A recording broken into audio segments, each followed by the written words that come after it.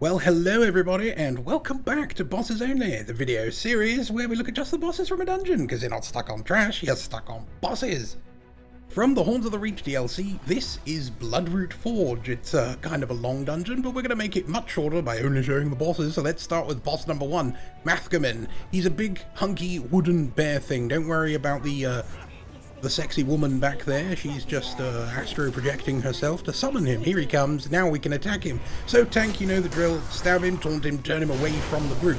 Now this guy is just like a regular bear. He'll get up on his back legs and slap you, and there's various bites and claw attacks. The big thing to watch out for with this guy, at 75, 50 and 25% of his health, he'll spawn a wave of ads. It's usually 3, but if you're burning him really fast because your damage is high, you're going to get these spawns coming one after another. They're all going to be there all at once, and it's a lot for the tank to sort of grab and deal with, but make sure you are doing that, Mr. Tank. Keep him taunted, taunt as many ads as you can, pull them in close, and let them die to splash damage from your damage dealers. And with him dead and our lockpicks looted, let's move on to Khalifa, the sexy hag raven. She is our next boss tank. It's the same drill again. Go stab her, taunt her, turn her away from the group.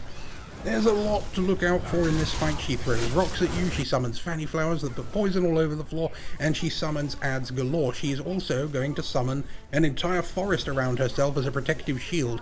Now, if you are outside or far enough away from her when she summons this, she'll be invincible, you won't be able to damage her through the trees, and you won't be able to get in. You'll just be stuck fighting all these ads. But if you all cluster around her very close, your healer can literally just spam heals all over the floor, keep everyone alive, spam that healing, collect all those ads, stay in that forest, and boom, just like that, she will be defeated. Now, if you get knocked out of the forest, you will be stuck having to fight every single ad and everything else before the forest goes away and you can continue the fight. This will happen at 75, 50, and 30% of her health. Honestly, pro tip, just stay in that forest, you'll have no problem. Okay, here we are at boss number 3, Stoneheart. This guy sucks. Look at the fire, it's everywhere. He constantly throws these out and they stick on the floor. So tank, the idea with this boss is you fight him from range, you taunt him, but you don't stay right up close to him. All his attacks are going on you. He's not touching the damage dealers as long as you keep aggro. So they can be as close as they like, they just have some fire streaky things to avoid. They don't have to worry about those little flame projectiles that come out and leave a persistent flame AoE. Don't put them anywhere near the boss. Stay at a distance, range taunt him, and let the damage dealers be up close like this. Just stack them all out of the way. Now, every time he finishes throwing his stuff and teleporting, he will summon one of these stone atronachs to life by shooting little red things at it. You can go take them out because they'll just keep coming to life as it goes.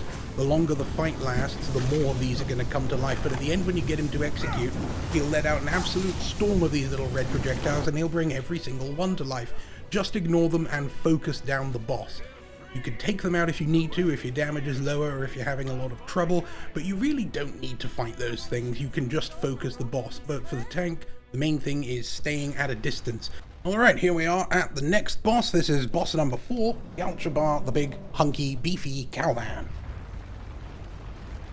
He'll slam his weapon down on the ground, and down from some inexplicable location in the sky fall all these rocks. There's an opening if you look up. There's nothing up there. There's nowhere for these rocks to fall from. But it's a good thing they do. We're going to need them.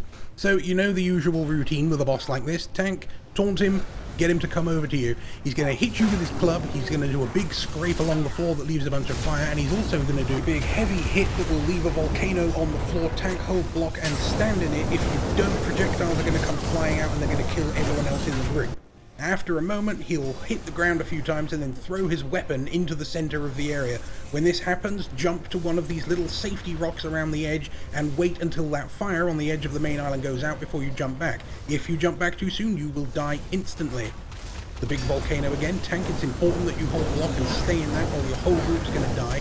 And any of these little incineration beaters that come along, make sure you're chaining them in so that they die in splash damage. Now, one very important thing to keep in mind when it's fire time and you have to jump to one of these little outside rocks, do not jump to one that someone else in your team is standing on. If 2 people are on it, it'll disappear faster and you'll both be in the lava. So make sure everyone jumps to a different rock.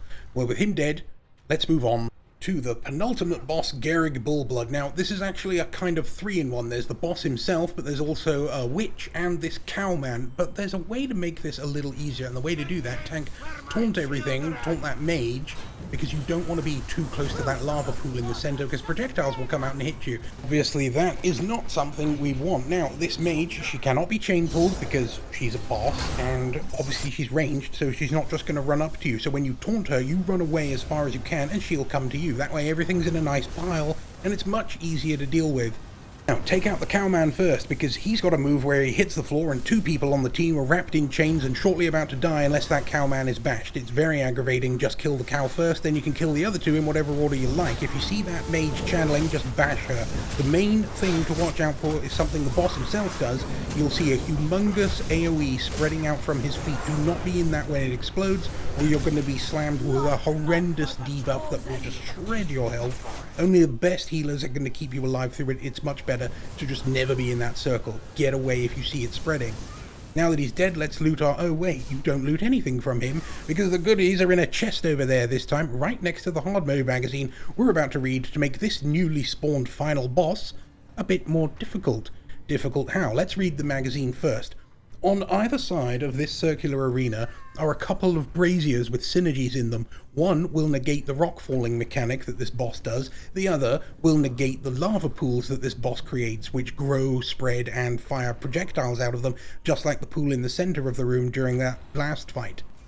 So there's going to be a lot going on in this fight. It can get messy very easily, and it can get out of control very easily, and pretty much all of that falls on the tank's shoulders. Mr. Tank, you must act right for this one, or it's going to be chaos. So taunt him and lead him towards one of the lava lakes at the edge of the room. That way, when he throws out his little lava pool thing, it's not going to be in the middle of the room or anywhere where it's causing problems or creating an area of denial where your group can't stand. Now, once it starts, you'll see it spreading and growing, and once it gets big enough or you're close enough to it, it's going to start firing projectiles. At that point, you will want to move the boss away. Now, once you've damaged the boss a bit, he's going to spawn a sort of mini-me copy of himself that's a bit smaller, but it's identical in every other way. Same attack, same kind of damage that it can deal.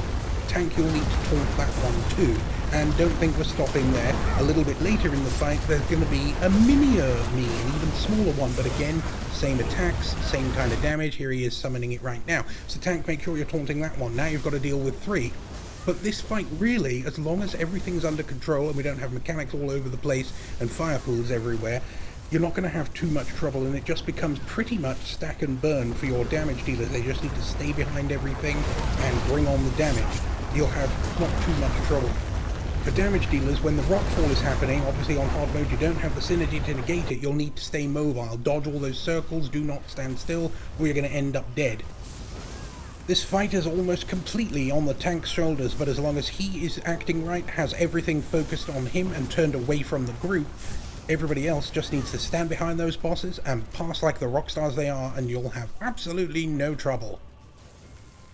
With him dead, it's time to loot your lockpicks, your Earthgore mask, and all your other cool stuff. And if this is the second or even the third time you've been here, that, my friend, is Stendar telling you to subscribe and hit the bell so you never miss a video.